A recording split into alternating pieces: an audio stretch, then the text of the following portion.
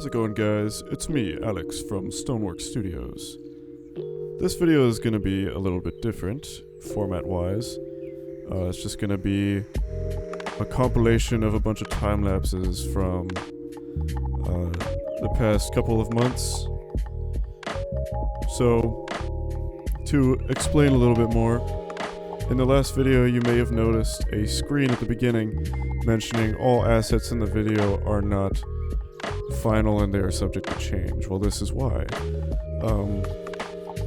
After some ideas going around and discussing with team members, we decided to go ahead and upscale our characters. Starting with the main character himself, Acacious Rain. This one I kind of just did on my own, and the general idea was that I wanted to just, upscale him, really see how far I could push the size, and you'll notice it's significantly bigger. That will change in the future, and you'll see why. So, to kind of walk you through my process of just making characters in general, I kind of start by blocking out the silhouette with a single shade of color. Sorry if the video is a little crazy right now. The way I recorded the first time lapse, it really made it capture all of my bad habits of zooming in and out repeatedly, and having that sped up is just like boo, boo, boo, boo. So sorry if that's a little much for your eyes. If it's too much, I apologize, and you can pay attention to the top right. That might be a little easier to look at. So yeah, as I mentioned before, I kind of start by blocking out the shapes of the character, the silhouette, in a single color. Then I start transferring over the actual features, such as like the head, the hair, just whatever signature elements they have that makes their character who they are. And this applies for both characters that already exist that I'm in the middle of upscaling, or entirely new characters, which you will see later in this video. Super excited to share that with you. With this version of Acacious, I really wanted to give him a different outfit style.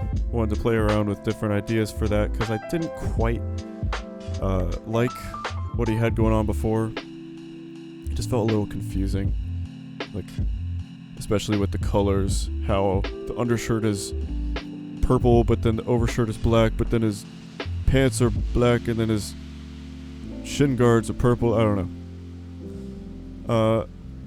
But I wanted to go for a more medieval approach, help him fit in a little more in the world.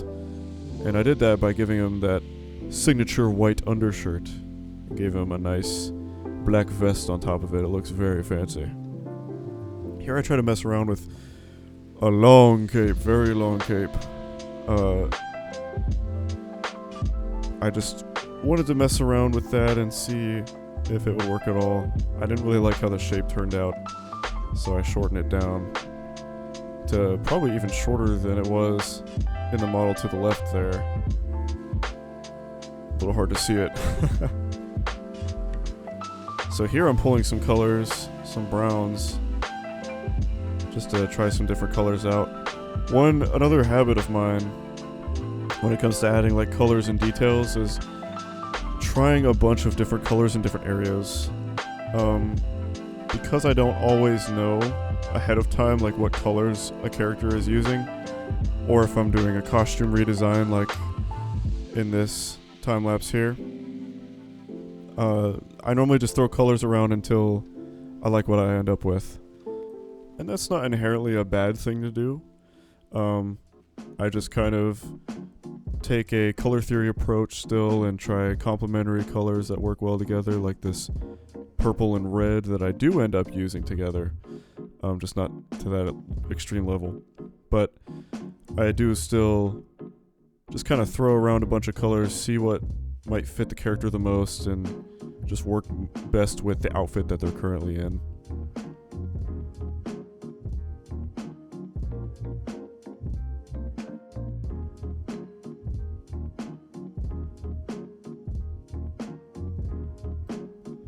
Adding some final touches here, trying out some different colors last minute, and he's complete.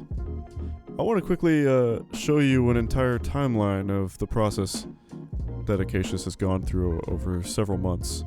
Starting all the way back in September of last year, that was the very first attempt of creating him, and just overall, I was kind of getting started in pixel art in general, so I wasn't very fine-tuned with my skills yet. But the improvement over time is just insane to look at. Huge jump from September to October. You can see big differences in just the proportions of his body. And the same goes for November and February. Just the general size of his head compared to his body, and his legs are longer. You'll see in the bottom middle that is the model that the time-lapse actually showed. That is the original upscale that I went with, and I ended up pitching that to my entire team so I could get some good critical feedback, and we did a lot of review and thinking, and we ended up realizing that the model itself was just a little too big to comfortably animate, especially since he's the main character. That's going to be a lot of animating to do. And even on a model as small as the last one, that still would have been a lot of work. But we did end up downscaling it more, which is what you see on the bottom right. And I think that was a huge improvement. I mean, it just looks so much better. It's a better use of the limited amount of pixels. The proportions are perfect, and I just really love it. Love how it turned out. Moving on to a much better time-lapse format that's easier to look at. And also moving on to the second character, Aza, the mage.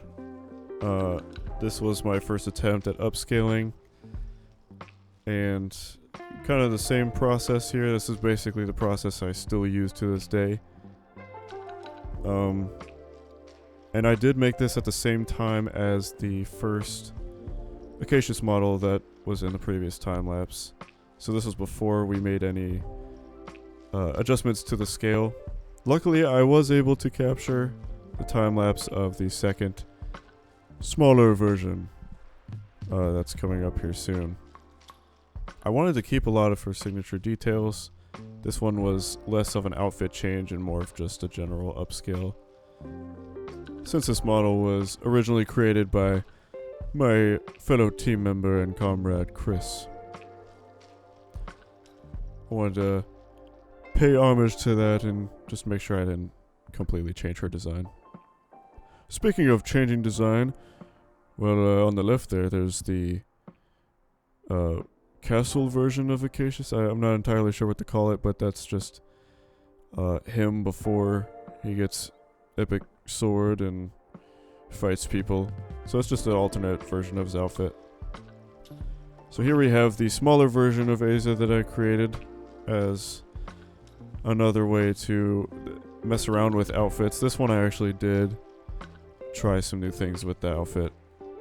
Still kept the signature red hair and the signature witch hat. But yeah, just trying different outfits or just different combinations of colors, using them differently.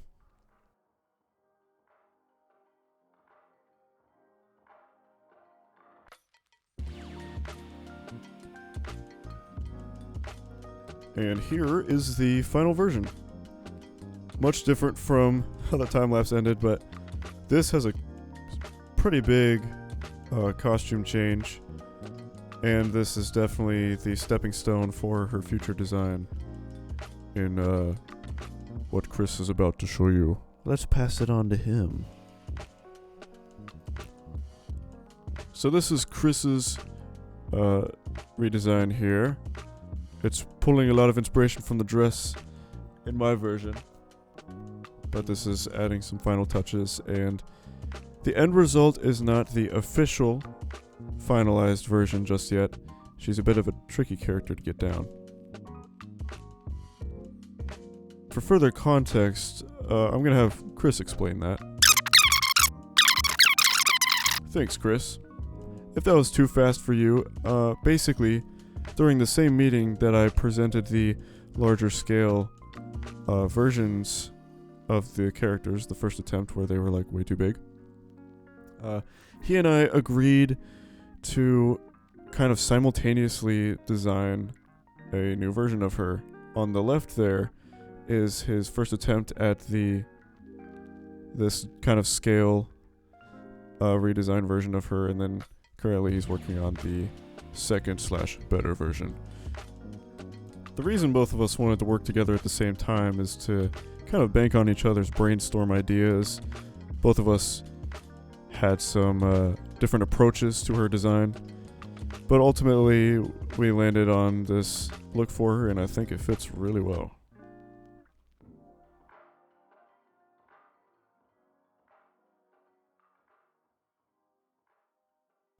Now we're getting on to the new characters. So here, we're starting off with a very special, near and dear character. As a matter of fact, the first one that you interact with in the entire game. This is the main character's mother. Her name is Queen Lilith Rain, and she is the caretaker of our boy here.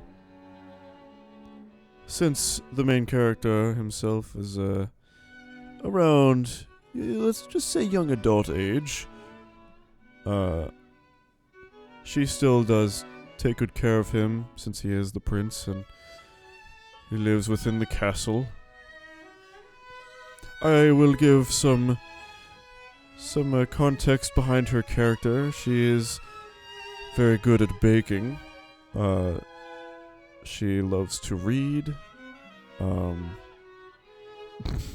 Not much I can really say, but there we go. She is married to the ultimate guy, the king.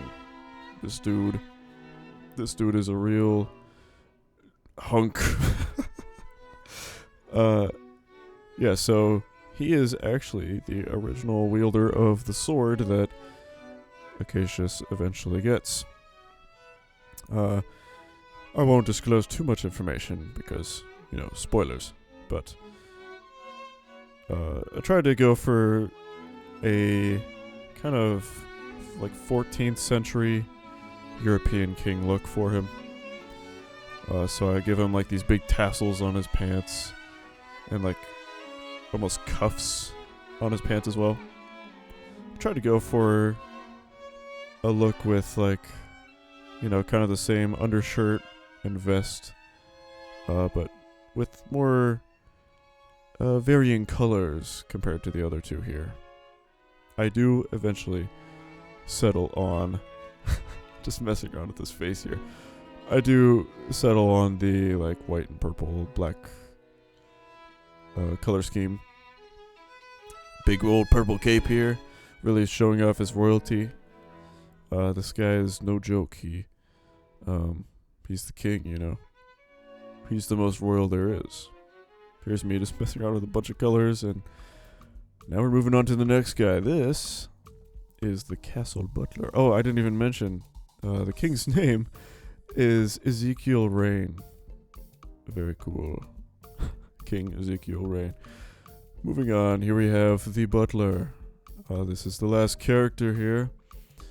Oh, actually, it isn't. This is the last character of the royal family. Even though he's not a family member, they consider him to be, since he's always in the castle and helping around and cleaning. He's big into gardening and plants and tending to the flowers in the back garden. The original pose I had him in, especially with the legs, just felt really awkward. So I kind of gave him a more strict, stern pose. Brought his legs in, and he is very classy, fixing his cuff on his shirt.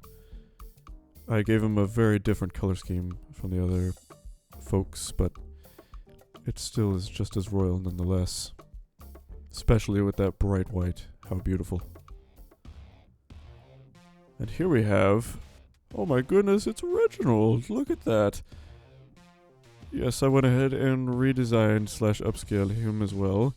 This one was very recent, actually, about a week ago. So on the left, you'll notice the original model for Reginald was actually as tall as the new model of Acacius is, which is kind of crazy. Bro's a tall guy. Still not as tall as the king, but he's close. So I wanted to try and go for like he's grabbing his backpack pose. I think it turned out pretty good. He's a very workshop-y guy, very crafty. Likes to make a lot of stuff in his shop out of scrap pieces. So he's got his legs wrapped up and just a lot of hefty gear, a lot of pockets on his pants. Big old belt, signature red jacket. This redesign is one of the most significant of all of them because just the general style that he has is completely different. But I really did want to set him apart from Acacius especially. And there we have it. Here is a quick look at all of the finalized characters in this video. I really hope you enjoyed watching through these creations that Chris and I made, and I hope that you look forward to any future videos. A new series will be starting on this channel soon, and I'm super excited to start that. So make sure to stay tuned, and we'll see you in the next video. Goodbye.